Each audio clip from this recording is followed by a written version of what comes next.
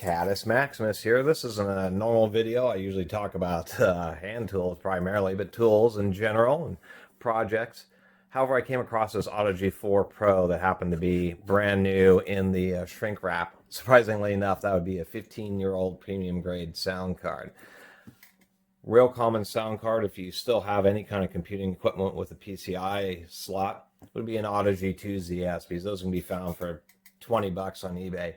Audigy 4 Pros were kind of an interim between the Audigy 2 and the XFi, and not a lot of them were sold. I looked on YouTube, and there's like 2 videos. I'm blown away with all the computer-related videos. So having the unique opportunity to do just a quick unboxing of this sound card from shrink wrap just is a little thing for the computer community, because that is the nature of YouTube. So let's go and get this open. Yeah, I found this for 20 bucks, which is a pretty astounding price.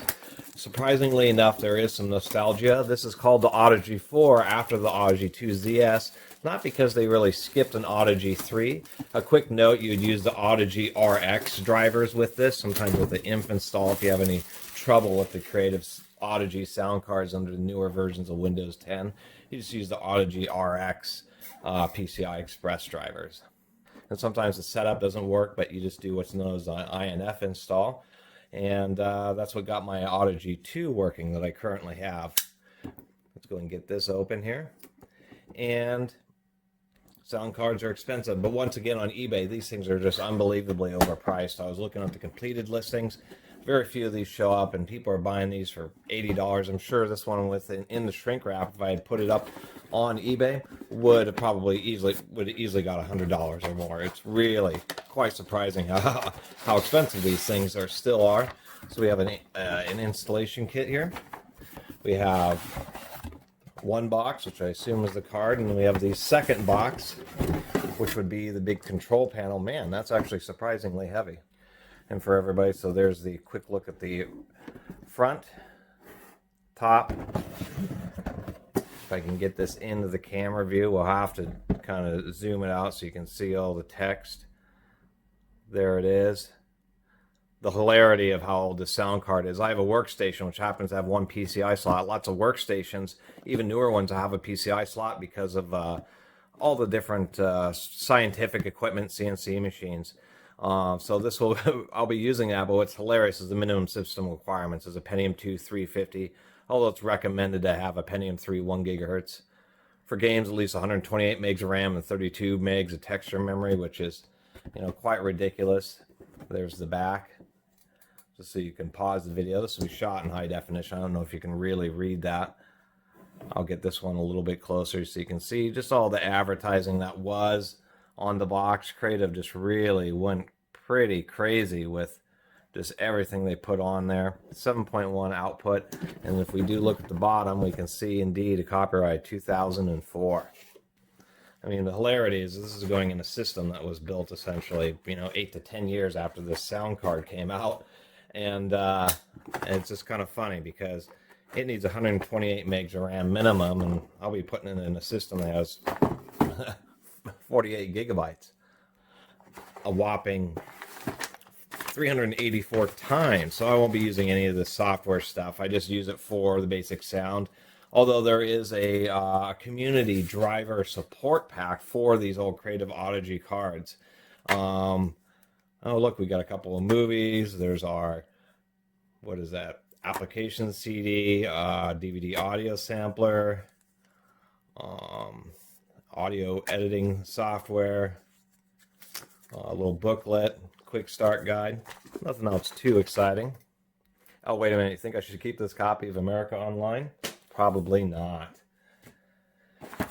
So let's take a look at our little sound card first.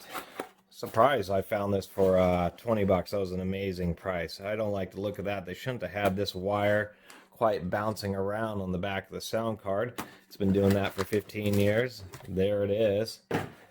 Oh, I do get a special sticker to put on my computer. Nothing's complete without having a sticker. Oh, what is this? This is, oh no. So this is going to be a relatively more recent one because it also is including a sticker here to mark. So my ZS in there, they've started color coding just like they do on modern computers. But this card was right at the cusp before they color coded the card. But they did include these apply stickers so you can put your own color coding on there. And then, of course, one of these really thick foil stickers, just like, the Intel and NVIDIA stickers, which I will be using. Anyway, another nice close look. There it is, a Virgin Audigy 4 opened 15 years after it was manufactured. There has been a few comments about Audigy 4 reliability. Oh, I didn't even mention, it's called a 4 because it has 4 output DACs rather than one integrated 6-channel DAC like the Audigy 2 has. That's how it really achieves its much higher sound quality. Actually, I may be incorrect. These may be the 4 DACs right up there. And yes, I was incorrect. These are the op amps for the step up to very low voltage from the DACs to a bit higher, and then you have the whole output array of transistors there. So it has these 4 DACs, and that's really what made it the Audigy 4. And then the Pro version had this CA 10200 chip, which was a better chip than the 10300, surprisingly enough.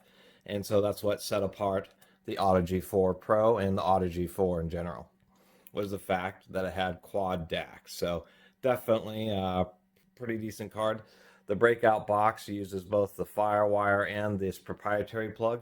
This is a power connector, just like, I guess it would be really old video cards that would use an old floppy connector, but it does need a power if you're going to be running the external Breakout Box. And that's what we have in here, and that's what makes this video special, is because we're reviewing the premium unit, which is the Pro. Some people list these as the Platinum Pro, but the Platinum nomenclature, oh, that's what was rattling around too. At least they include an 1/8 inch to 1/4 inch micro gold-plated adapter. That was at least decent of them. And get this out of here. Wow, they got a lot of stuff crammed in here. We've got, wow, actually I didn't realize how huge this Breakout Box was. I said it was large, but this is one of those things the videos don't show you. This thing is absolutely massive. Holy cow. Let me get organized here. Actually, I'll put this right here. This would be the specialty cable. And then, of course, we've got a remote, and we do have a Molex to floppy connector. The remote was, this card was made before Bluetooth was really a big standard. Let's see if there's anything in the... I don't think there's nothing in the back of the box. So this was before there was the Bluetooth standard, so the idea is that you would use this remote control to kind of remote control your computer, but now, like on my machine, you just get a wireless adapter that has Bluetooth, and you just use a Bluetooth keyboard and mouse. Let's get this open, take a look at our cable here. This is like the world's longest unboxing, but come on, it's for an Audigy 4 that nobody has ever done. God, there was like no reviews, just nothing. There's a few videos about Audigys, but with the amazing amount of computer channels and even some of the really large like vintage channels that focus on vintage computer stuff, it's just the Audigy 4 is this stepchild of, and I still recommend them. Let's say you have like a really nice computer with a nice modern gaming motherboard.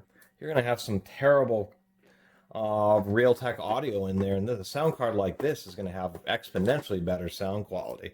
So it's a one integrated cable, so it has both the FireWire and their special connector. This is a kind of a proprietary connector. I think it's like a mini SCSI connector, something like that. I'm sure someday somebody will recognize what the connector that's for. So there's our breakout cable, and that's what the power connector is for, is to drive this external box here. And let's get that open.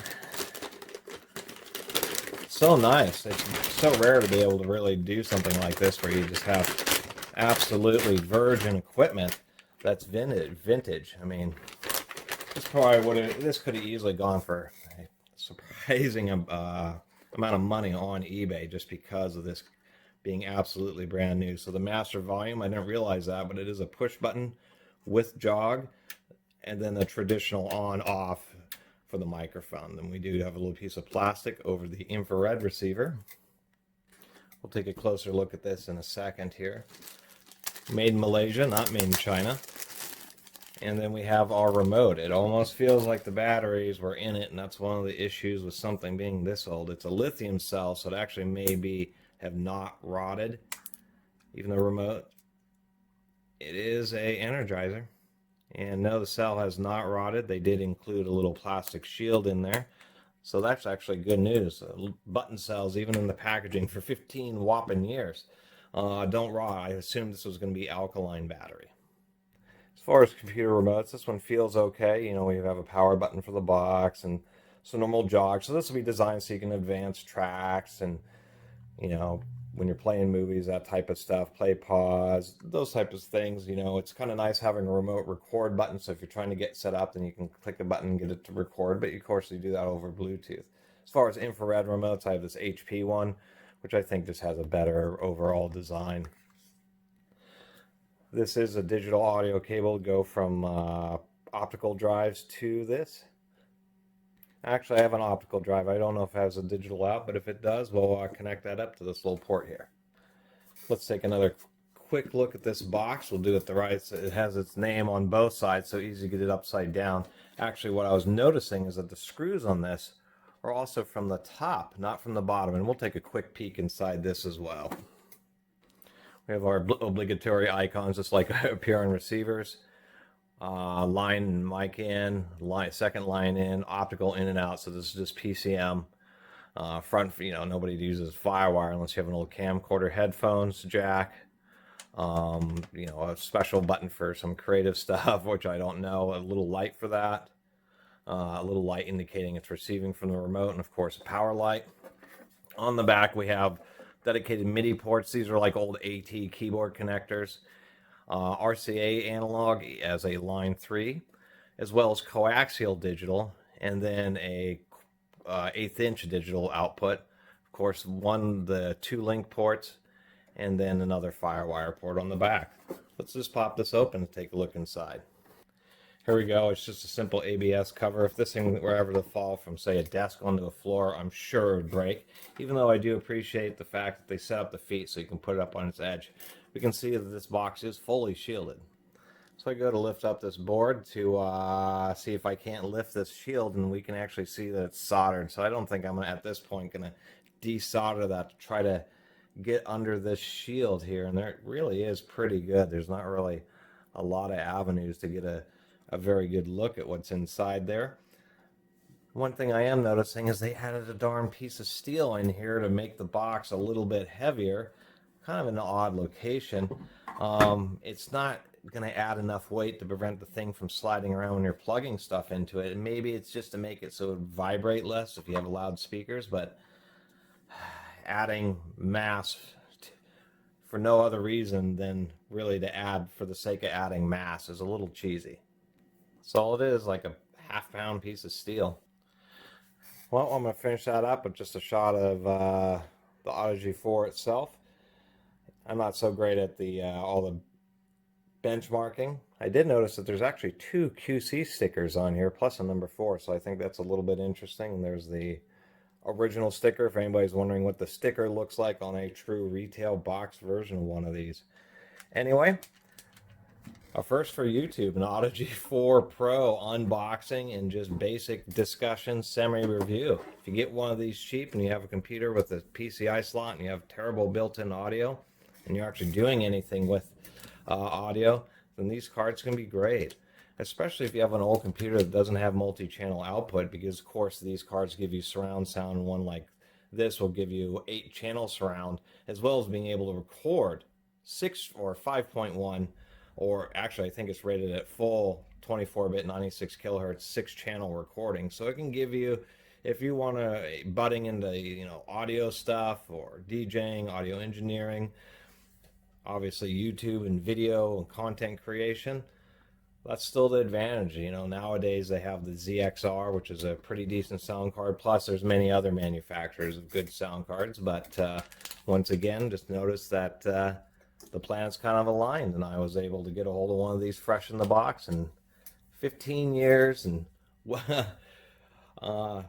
nobody made a video like this for the Audigy 4 Pro. So just kind of there for the community, so people can actually get an idea of what exactly you're getting and some good imagery of it. Anyway, I really appreciate everybody who's been watching and subscribing. I'll certainly be getting back to my normal tool content in the next video. And if you haven't subscribed, please do. Until next time, Catus Maximus out.